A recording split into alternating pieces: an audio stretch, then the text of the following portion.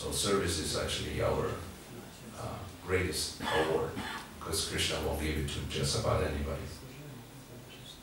And we shouldn't expect everything to happen organically. Like we may become complacent or lazy and think, oh, things will come naturally. You know, I will become naturally a better devotee and so on. I also had this idea when I joined. I heard about devotees, and I heard about what they did and what they study and so on, just a few days before I joined, and then I went to the temple, and when they asked me why are you here, I said, because I want to become a pure devotee. I thought that was the idea for everybody. That kind of shocked the person who was preaching to me. Oh, this right, yeah, that's what I'm here for. I forgot. So, because of my pride, I thought it will take me at least a month to become a pure devotee. Yeah, at least I'll give it a month. And it didn't happen somehow or other. I miscalculated how difficult it is to become even a humble devotee, not to speak of a pure devotee. The holy name will save us from any danger. If you can take shelter of the holy name. And you may not remember Krishna at the time of death, but Krishna will remember you. Whatever little thing you did, Krishna will actually remember, oh yes, he's very nice. He chanted, he tried, he did this, he did that. Once I had a car accident. I was driving in Florida, and I was going up north. There are two ways to get from Miami to Gainesville, and one is through the coast, and one is through the turnpike. It's a toll road you have to pay for. It's in the middle of the state. So I took the side road, and eventually had to cut through to join the other road. It's the only one that actually gets to Gainesville, and it was about sundown. And he was going through the middle of the forest, and I was driving a really light station wagon, a small one. And the sun was going down, and I just finished chanting Gayatri, and all of a sudden a deer, a doe actually, a little deer, a baby deer, maybe, I don't know, 40 kilos, maybe 30 kilos, just stopped in the middle of the road and just looked at me, and it wasn't very far. So I had a chance to think about, well, there are different choices here. I can just try to avoid the deer, but the trees were right next to the road, so I was going to probably hit a tree and kill myself, because it was an old car without airbags. Or I can run over the deer, probably damage a little bit the car, but I would save myself. And as I was thinking like that, even though I was next to impact, I decided, no, I can't kill Bambi. I couldn't live with that idea. So I decided to go to the side of the road and then come back. By the way, if you ever are in this situation, just turn the light off, honk a couple of times, and then turn it on, and the deer will run away. So I learned that afterwards. So when I came back to the road, the car was on 2 wheels, and then went to the other 2 wheels, and then I tumbled and went up in the air several times and landed on the side.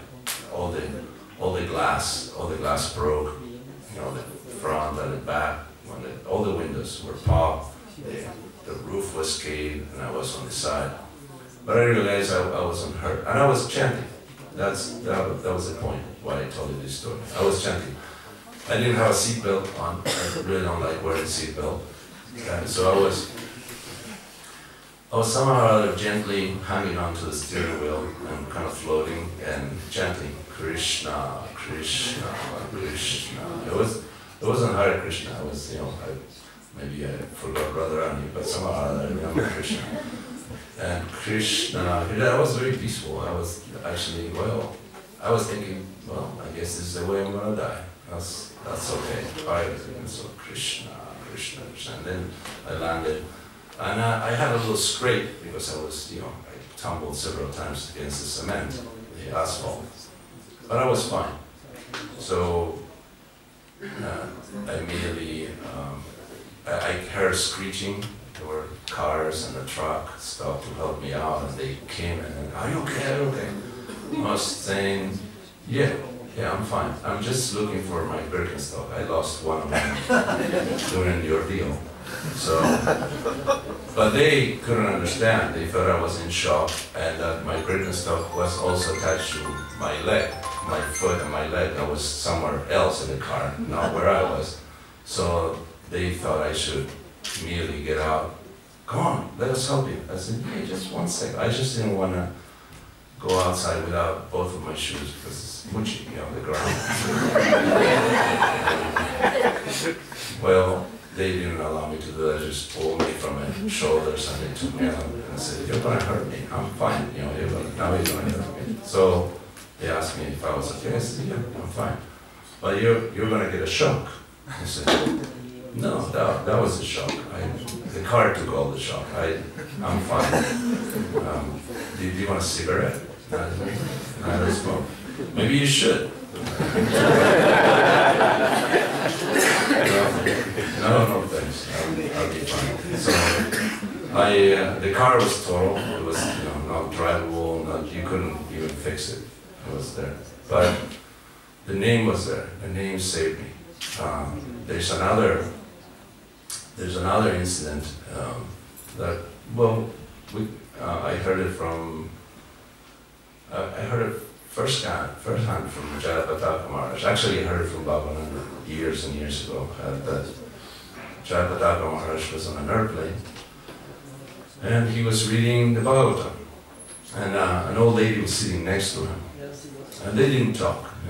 He's a very large man and dressed in robes, and this very exotic, very imposing man. So they didn't talk, and the plane hit a serious air pocket. Sometimes we feel it, but by the way, you notice that when they serve meat is when the plane starts shaking usually. You just pay attention to that.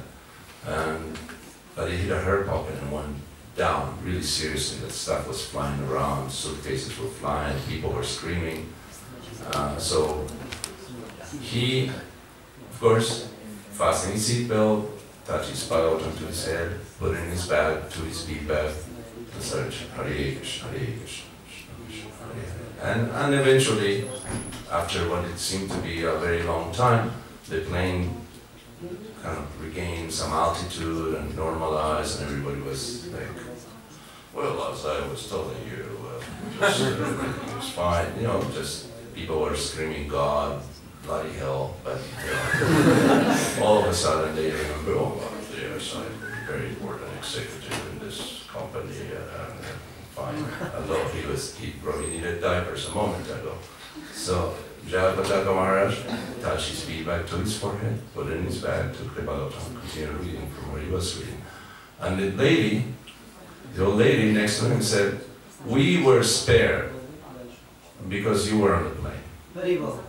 That's what she realized. All of a sudden, at the moment of serious death threat, she understood this is the same person that saved the day for us. Otherwise, the plane would have gone down. So, speaking of death,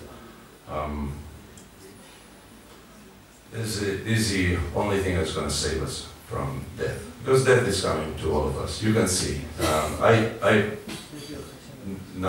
It doesn't take a bright person to predict that the most popular section in our magazines will be the obituary. That at one time we're all going to be going in the direction of death. Just like what Yudhishthira Maharaj, when asked by a yaksha, what's the most amazing thing in this world, he didn't have any problem answering that. He said, Ahanya Hani Bhutani Chantiya Yamalayam. Everybody's going to the kingdom of death, and everybody in that line is thinking, not me.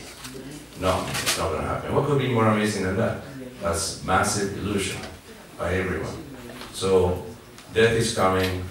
We have a few Prabhupada disciples, people who are actually associated directly with Prabhupada's Bapu or have been serving Prabhupada's Vani for many years, and they're getting old. So we are very fortunate to have some of them to associate with, to serve, to take shelter of. So we should take advantage, because as sure as death and taxes, and even death is more sure than taxes. So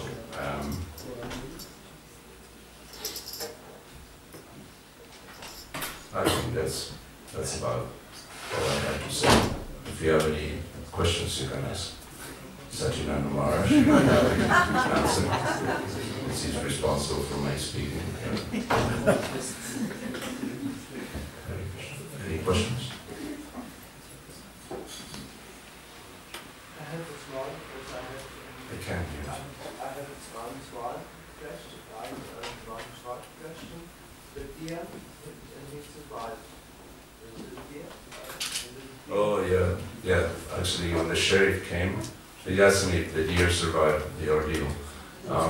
The sheriff came and said, "So what happened to the deer?" And I said, "The deer just ran away." He said, "Good, because around here you need a license to hunt." So the deer was spared.